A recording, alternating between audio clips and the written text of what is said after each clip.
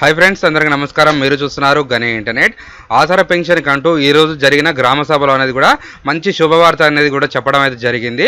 ఎవరైతే ఆధార పెన్షన్ కోసం అప్లికేషన్ చేద్దాం అనుకుంటున్నారో దివ్యాంగులు, ఒంటరి మహిళలు, వితంతువులు ఇంకా మిగతా దానికి సంబంధించిన వాళ్ళు అప్లికేషన్ చేద్దాం అనుకుంటున్నారో కొన్ని డాక్యుమెంట్స్ ఒక ఫైల్ అనేది కూడా ఫామ్ అనేది కూడా పెట్టడం అయితే జరిగింది। ఆ ఫామ్ నింపి ఎంపీడీఓ ఆఫీస్ కార్యాలయంలో అయితే ఇవ్వాలి। అసలు ఆ ఫామ్ ఏ విధంగా నింపాలి, ఏమేం జిరాక్స్లు పెట్టాలి, ఏ విధంగా మనం ఎంపీడీఓ ఆఫీస్లో ఇస్తే మన ఫామ్ అనేది కూడా అప్రూవ్ అవుతుంది। గతంలో కనుక ప్రజాపాలనలో అప్లికేషన్ చేసుకునే వాళ్ళు మళ్ళీ ఇవ్వొచ్చా ఇవ్వొద్దా అనేది కూడా డౌట్ అయితే మీకు ఉండొచ్చు।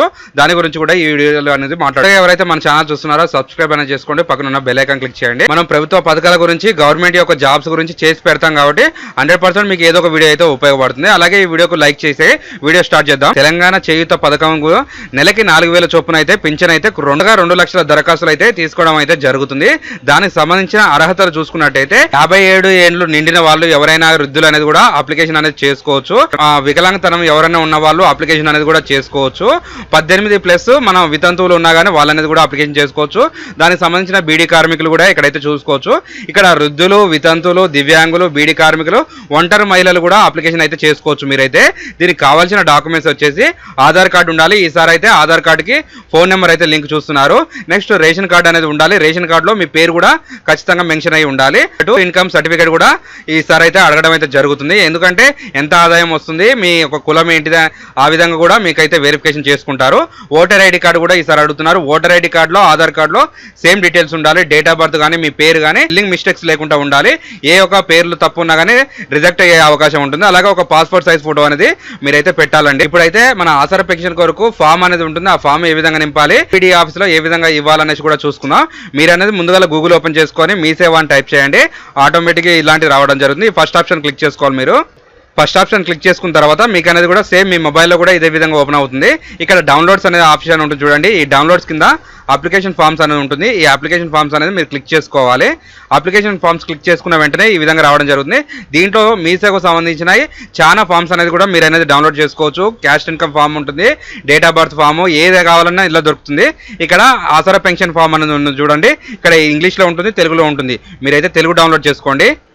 ఈ విధంగా అయితే మీకు ఉండడం జరుగుతుంది। ఇక్కడ చూసుకోవచ్చు ఆసరా పెన్షన్ కొరకు దరఖాస్తు ఫామ్ అనేది కూడా ఉంటుంది। కొత్త పెన్షన్ కోసం ఎవరైనా దరఖాస్తు చేసుకోవాలనుకున్న వాళ్ళు ఈ ఫామ్ అయితే మీరు తీసుకోవాల్సి వస్తుంది। ఇక్కడ చూసుకోవచ్చు మీ యొక్క డిస్ట్రిక్ట్ పేరు అనేది రాసుకోవాలి, మండలం పేరు, నెక్స్ట్ గ్రామ పంచాయతీ, వార్డ్ మెంబర్ కూడా ఇక్కడైతే రాసుకోవాల్సి వస్తుంది। దరఖాస్తుదారు పేరు అంటే ఆధార్ కార్డు ప్రకారం రాయాలనేసి కూడా ఇక్కడ ఉన్నది। నెక్స్ట్ ఆధార్ కార్డు నెంబరు, తండ్రి లేదా భర్త పేరు అనేది రాసుకోవాలి। చిరునామా వచ్చేసి ఆధార్ కార్డులో ఏ విధంగా ఉంటే ఆ విధంగా అనేది కూడా మీ యొక్క అడ్రస్ అనేది రాసుకోవాలి।